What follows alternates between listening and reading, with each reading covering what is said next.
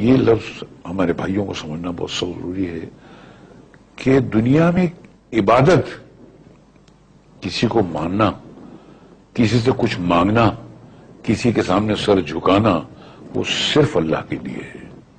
ये अल्लाह ने अपने लिए मखसूस कर दिया है। तो आप कोई ऐसा काम मत कीजिए इबादत का जो कि सिर्फ अल्लाह के लिए मखसूस है।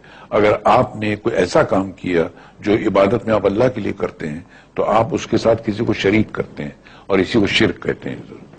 तो कभी मत कीजिएगा सर, कोई कितना भी बड़ा हो कि अल्लाह के सिवा कोई किसी से कुछ मांग ही नहीं सकता है, किसी की इबादत कर ही नहीं सकता है। कि दुनिया में इस पूरे आपकी जिंदगी में कोई इबादत के लायक है ही नहीं।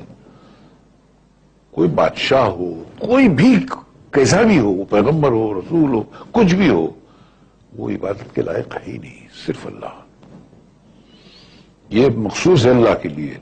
और अगर किसी ने भूल से किसी से मांग लिया, किसी की दर बारगाह में जाकर कुछ मांग लिया, तो उसने उस काम में, इबादत के डिपार्टमेंट में उसको अल्लाह का शरीक कर दिया सर, तो फिर अल्लाह नहीं बख्शेगा सर। कि ऊपर वाले के साथ आपका जो कनेक्शन है वो डायरेक्ट है। मेरा आपसे एक सवाल है, इस्लाम में हर गुनाह माफ है, लेकिन शिर्क की माफी क्यों नहीं है? अगर इंसान कत्ल करता है उसे माफी है, जिना करता है उसे माफी है, लेकिन शिर्क की माफी क्यों नहीं है? भाई साहब का सवाल है कि इस्लाम में सारे गुनाह की माफ़ी है, शिर्क की नहीं। कत्ल करता है माफ़ी है, जिना करता है माफ़ी है, शिर्क की माफ़ी क्यों नहीं? आप कुरान मजीद के बारे में जिक्र कर रहे जो सूरह निसा में है, सूरह नंबर 4 आयत नंबर 48 और आयत नंबर 116। इन दो आयतों में सूरह निसा सूरह नंबर 4 में लिखा है कि अगर अल्लाह चाहे तो कोई भी गुनाह को माफ कर सकता है, लेकिन शिर्क को कभी नहीं माफ करेगा, क्योंकि जो शिर्क किया है वो बहुत भटक चुका है। तो इसमें यह नहीं लिखा है कि अब जिना करेंगे तो माफ करेगा ही, कर सकता है अगर आप तौबा करेंगे तो।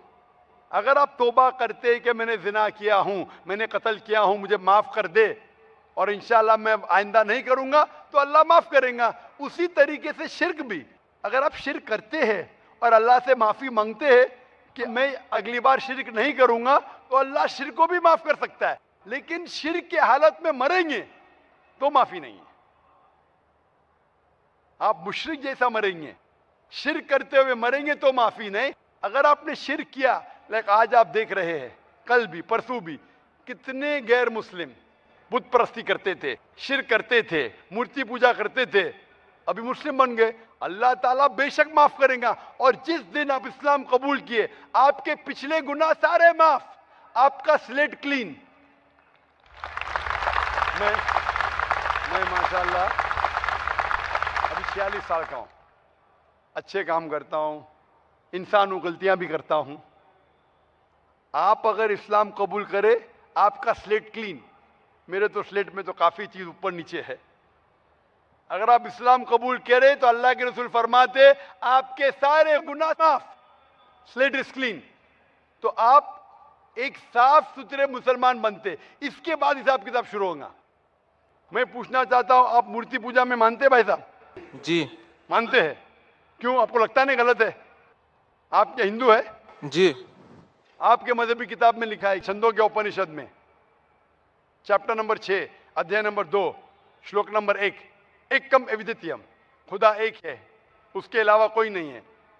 लिखा है श्वेता श्वेता उपनिषद में अध्याय नंबर 6 मंत्र नंबर 9, नाचस्य कसी जनिता न चदीपा, उस ईश्वर, उस भगवान का कोई रब नहीं, उसके कोई वालदेन नहीं।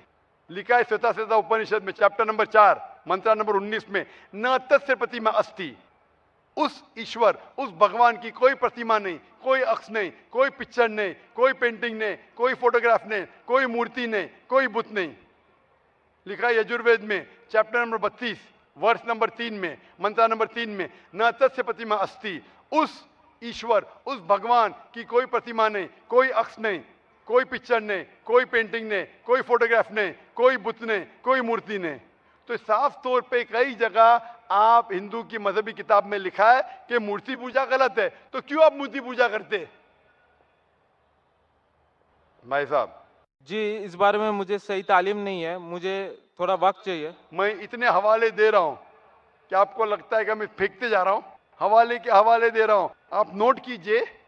जी आप लाइब्रेरी में जाइए, आपको वेद नहीं मिलता है तो हमारी लाइब्रेरी में जाओ, इस्लामिक रिसर्च फाउंडेशन। हमारे इस्लामिक रिसर्च फाउंडेशन में आपको वेद का तर्जुमा मिलेगा, महाभारत का तर्जुमा मिलेगा, भगवत गीता के कम से कम 30 तर्जुमे मिलेंगे, बाइबल मिलेगा, बाइबल का तर्जुमा मिलेगा, कुरान का तर्जुमा मिलेगा, हदीस का तर्जुमा मिलेगा। मैं नहीं जानता हूं कहीं भी हिंदुस्तान में इतने मजहबी किताब का तर्जुमा मौजूद है।